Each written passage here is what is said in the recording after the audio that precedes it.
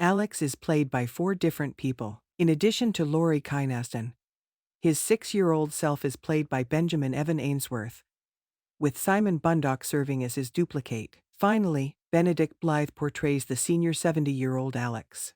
The Seeker Lone walks with Wish and Elna as the conclusion of Moonhaven begins. Wish kisses each of them farewell before going away. Elna rushes over to hug him again. Bella Sway speaks with Paul Sarno about the atrocity and everyone who has come to look for their loved ones. Bella is perplexed as to how the tree got inside the fence, but Paul believes the fence shifted. Bam Chadda Betty Ammon approaches the trio to confront them about Mate's death and their presence. He is concerned that someone would suspect them of being guilty, whilst Paul is solely concerned about locating Arlo. Bella requests Fritz's assistance. A little girl approaches Bella and informs her that the envoy wants to see her, but Bella will make her wait this time. When Paul discovers Arlo's arm on the ground, he thinks the worst. When the arm points him in the proper way, his opinion changes. They crawl beneath the fence before seeing Arlo alive and well nearby. Arlo jokes with Paul that he is stuck with him. When he is led to a bed, he awakens to see that Wish has vanished. Paul acknowledges that he is, since the first wave is due to arrive within the hour. When Paul wonders how he got outside the wall,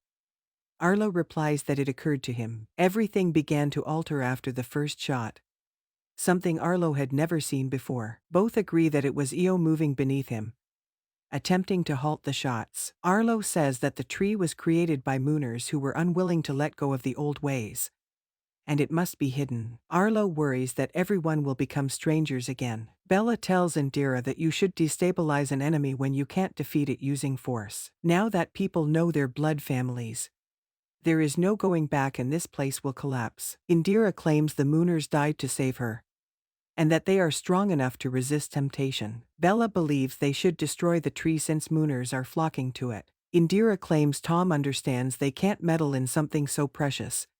Bella begins struggling with the guards while telling Indira that she believes in nothing. A young girl throws her the bracelet, which she promptly places on Indira's wrist. Bella assaults them before fleeing the room. Following that, Lone informs Paul and Bella that the envoy is rounding up the markless. Bella claims she is willing to say anything to rescue the bridge, including that she murdered Mate. Arlo and Lone explain that she is using Bella's ship as a jail to keep Io at bay. They debate the use of martial law to safeguard those being sent away. According to Arlo, Mooners can either follow the blood tree back to the period of the tribes or Indira into a new type of darkness. They should abandon the trail when both directions lead nowhere. Bella stands back and observes. Mooners begin boarding the ship. She sees a man with a mask nearby just before he leaves. She follows the man back to Tom to tell him that Indira is rounding up his army. She believes it's only a matter of time until Indira arrives. Bella warns him not to call for assistance since she did not arrive alone. Tom believes that regardless of what the envoy does,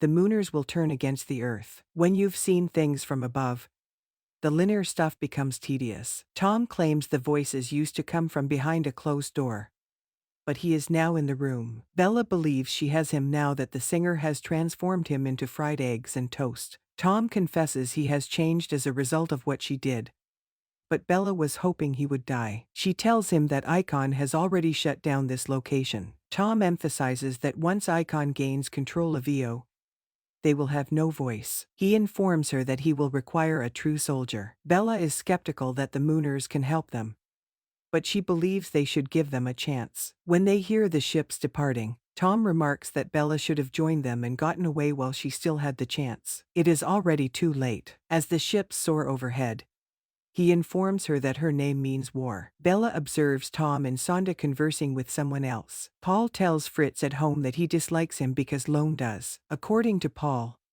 the envoy's guard is attempting to undermine them, and it is succeeding. Fritz believes it may be time for Mooners to take strength from their blood. Paul tells him to look at what it did to the mother before asking if they're doomed to walk in circles, repeating the same mistakes. Fritz thinks they have imagined what they could be if they took control. Arlo claims that Io is keeping an eye on us. He wonders if the fence was relocated to give them the tree or to give them the option. Paul wonders whether Io is attempting to determine whether they are worth preserving. Fritz questions why they are attempting to persuade him to change his mind when thousands of mooners will locate the tree. Paul feels that just one person has to be changed. They obstruct the tree to allow people time to consider their options. Sonda informs Tom that she has learned he is the Earther. She inquires as to what they are fighting for, as she thought it was a free moon. Sonda assumed they'd keep their people here to defend them.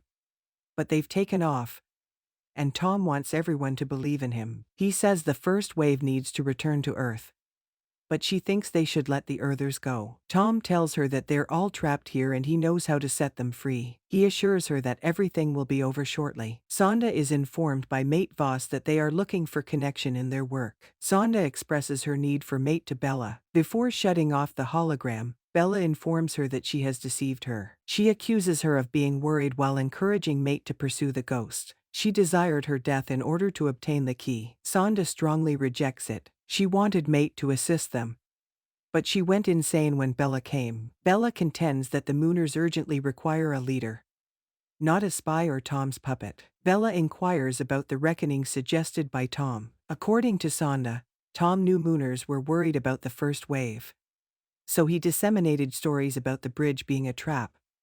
And it worked. Since the lies came from the envoy's guard, the Mooners believed those lies. Bella says the first wave is already gone. What will Tom do once his lies do not come true? Sonda maintains she had no idea. Tom has shared the landing spots with Tara.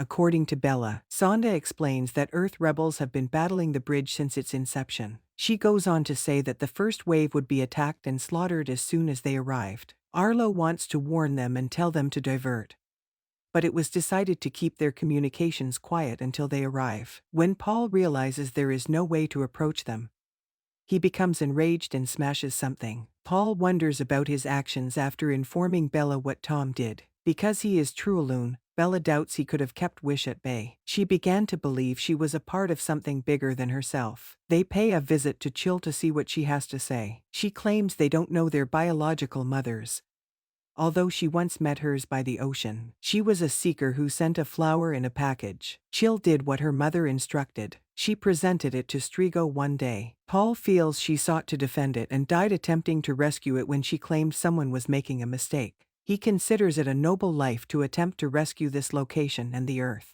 Bella describes herself as a pilot, a smuggler, and a soldier. That sparks an idea in her. In private, she informs Arlo and Paul that they may be able to obtain a visa through smugglers. Paul tries to talk to him and assist him, but he just makes matters worse. Jate, Bella feels, holds the key to the fate of the globe. After the call, Bella informs Paul that Jate stated that he attempted to contact them, but there is nothing further they can do. Elna says she wants to remain to see whether Wish is okay before they depart. When they hear footsteps nearby, they must act quickly. Paul grudgingly agrees to let her stay as long as she has her wits about her. She also has to get out in the sun, whether or not she hears from the ships. Bella begs Elna not to die when they replace the cover. As they were leaving, Tom sees Bella, so he asks his team to wake them all. She catches up with Paul and Arlo to warn them that Tom has taken control of the ship. The prisoners begin waking up and turning into soldiers. After making it out, Bella tells Sonda and the others that Indira wasn't there and that Tom has his army again. He acknowledges that he might just let her live. She inquires about their revolt and discovers that all of these Markless were sold for a half-dozen rangers. Indira claims that the Markless are simply a part of the turmoil. The Mooners have never experienced true pain, but they will after today. Elna overhears her saying that they would be separated and powerless when the bridge is destroyed. They'll be in charge of Io and the moon. Tom believes she has to broaden her horizons. They briefly discuss Bella before Indira recalls an incident from her childhood. Elna escapes Kat and informs Paul that Wish is still alive. She also informs them about the envoy's collaboration with Tom. With the envoy, Paul feels their chances of survival are minimal, and Tom are working against them. When the news of the landing spreads, Earth will be in chaos and Icon may not survive, so they're on their own. Bella says she can't go back because Indira will have the whole moon looking for her. She has no choice but to go to Primo since they will not follow her there. If Mate has broken through to something they cannot explain,